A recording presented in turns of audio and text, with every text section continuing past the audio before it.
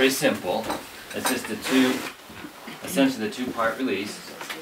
The important trick is the hand placement, okay? So now, when Artie's laying here on the table, most of the time, most people, you can feel the coronal suture.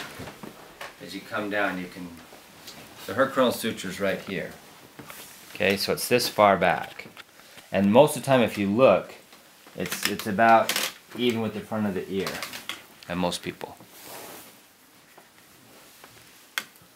You have a little growth there, huh? Yeah, if there's a cyst, it's been there for years. Oh, like a sebaceous cyst. Okay, yeah. Probably. Yeah. Okay. So, the way I do my hand placement is I put my fingers right together. I get my little fingers out of the way and put my ring fingers right down on the table. Okay? And then I come in onto the top of the head and just go out the sides until I feel that where it goes from horizontal to vertical. And I put my ring fingers right down on the table, and that's where I put my fingers. Okay? So, and then I keep my fingers fairly close together, because if you look and see where my index finger is, if I go up here, see even just that far, I'm on the frontal bone, because her coronal suture is right there. So to stay on the parietal bone, I've got to be pretty far posterior. So I only have room for these three fingers, and I don't want to go down too far, because what would happen? I'll be on the temporal bone, because again, where this beveled suture is varies in people. Sometimes it's really close to the ear, sometimes it's clear up here. And that suture is harder to feel. It's smoother. Sometimes it's harder to feel that one. But in Artie, it's right here. So her temporal bones go up this high. Okay? So I only have this little window right here. So the way to find it is put your ring fingers right down on the table, come in on the top of the head, and go out until it just turns that corner. And that's where I want to put my fingers. So another way to feel it is to go down and then just come back up a little bit. And you're on that protuberance. Yeah. So basically on that big, bulging part of the, and then I get my fingers down, because I don't want to be up here like this. Okay? So, and then I make connection with the bone. Very light, basically a neutral, make connection with the bone. And then to do the release, what I want to do is invite those inferior edges of the parietal bones medially. Invite them medially. Okay? So I put a little tiny bit of pressure on them.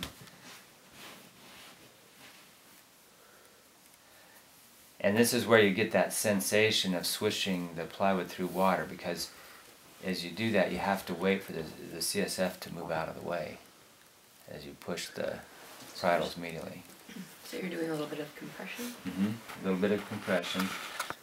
And then once I feel that they're disconnected from the temporals, then I invite them superiorly towards my belly.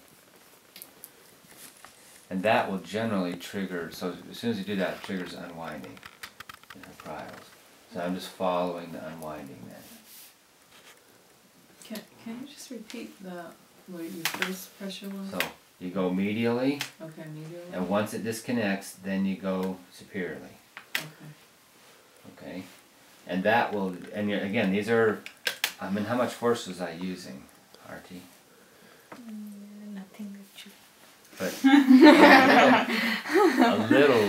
a little more than we often use, though.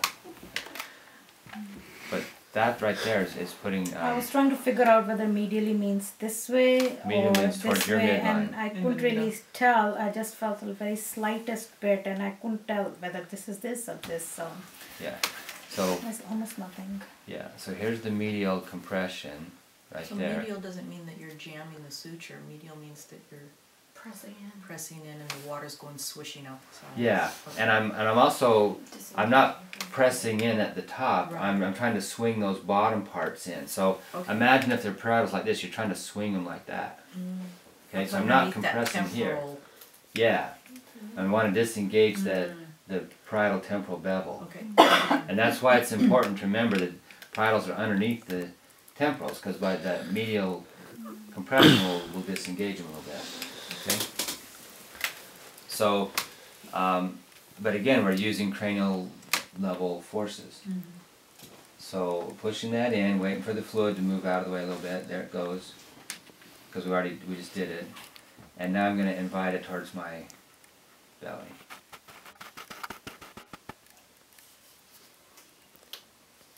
And that starts it unwinding. And so once it unwinds, they start moving independently of each other. So one is going like this, the other one's going like this, and they just kind of, you know, they're just dancing around a little bit like that. And then just, again, keep following it and following it and following it. And a release would feel like you could just take them all the way towards your belly. Okay? And that, the unwinding and stuff is also freeing the parietal occipital suture. So then, once they free and start coming towards my belly, then I can put my awareness into the falx and just see if there's any restrictions in the falx.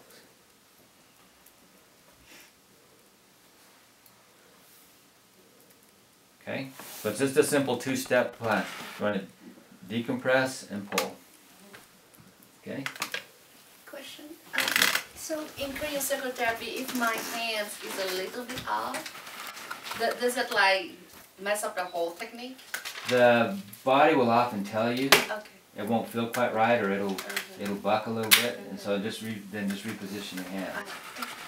Yeah.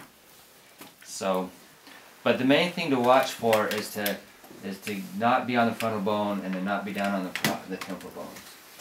So this hand position's a little bit, but if you just keep your ring fingers on the table and keep your fingers close together, not spread them out, you'll be okay.